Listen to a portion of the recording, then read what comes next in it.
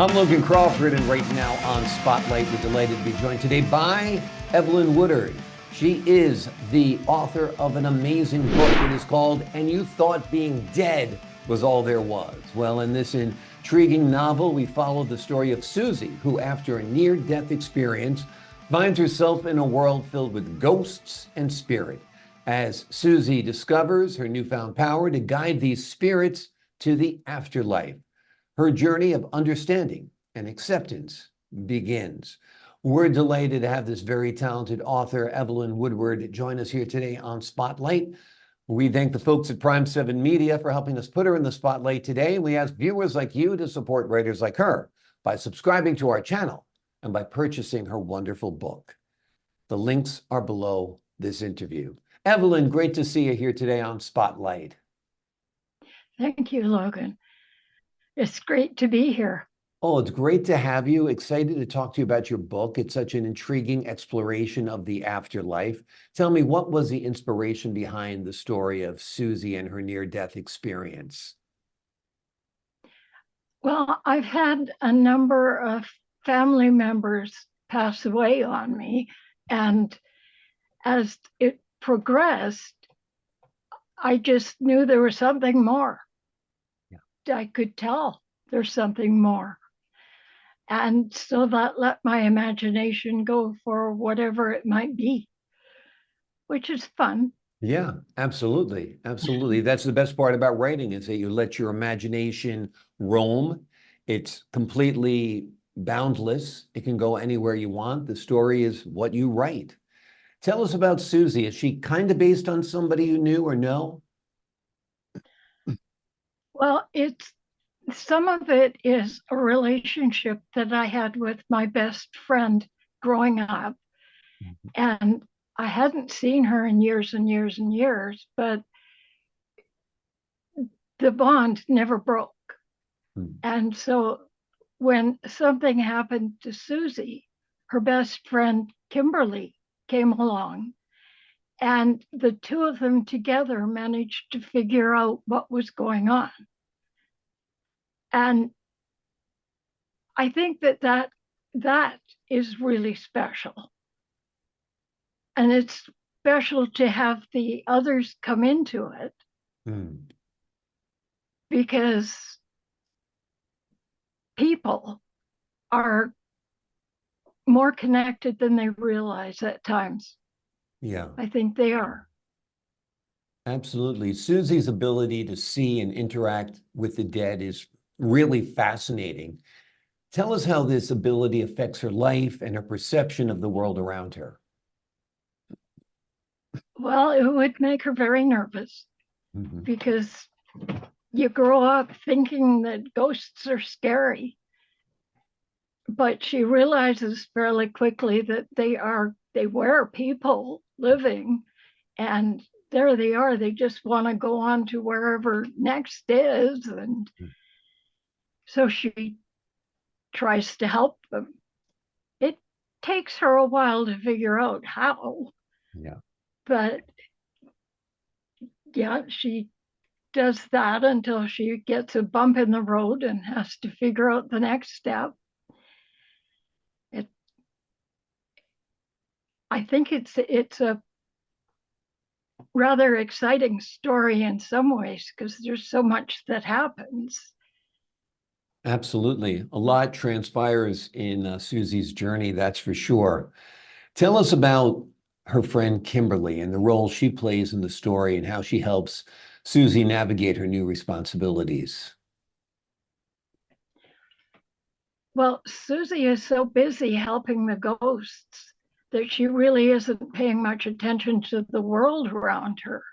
And Kimberly is trying to keep everything stable in the world by feeding Susie and planning things. And as she's there watching it all happen, she is writing her own book.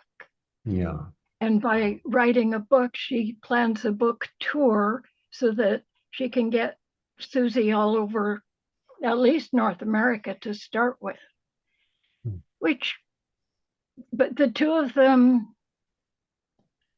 they are locked together in love, Yeah. best friend love. That's great. That's great. It's a beautiful part of the story, that's for sure. Tell us a little bit about your view of the afterlife. What do you think awaits us after this existence? Well, my father had a near death experience when he had a heart attack, and he saw the white light, Hmm. and he had people saying, "No, it's not time." Yeah. That was his understanding. It's not your time. And he came back to us a little damaged, but still he was still him. Hmm. But then in reading things after that, I figure we go off to basically whatever it is that we're believe in Hmm. within our religion, within our heart. And then I think that's just the next step to another great adventure. Yeah.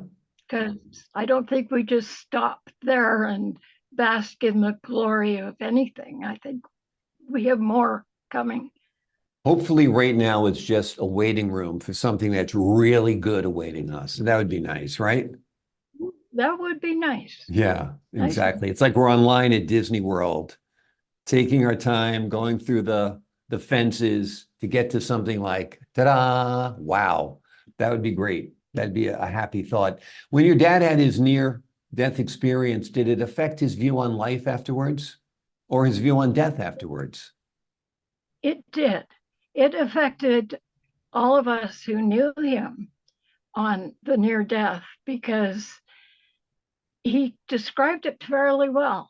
Hmm. And it was enough that he was not at all afraid to die. Yeah, And my mother, when she passed away, she was not afraid to die. yeah, She just didn't quite understand at the time that that's what was happening. yeah. So I had to talk to her and tell her Hmm. that you're in the hospital and you're sick, but really what's happening is you're dying. Yeah, And so if you see a white light, go for it. yeah. Yeah, my mom And had with a very similar reaction to her end of life. She'd been not sick for a while at all. She was pretty healthy, and but then suddenly she had a decline. And during the decline, she had a lot of dreams about her relatives.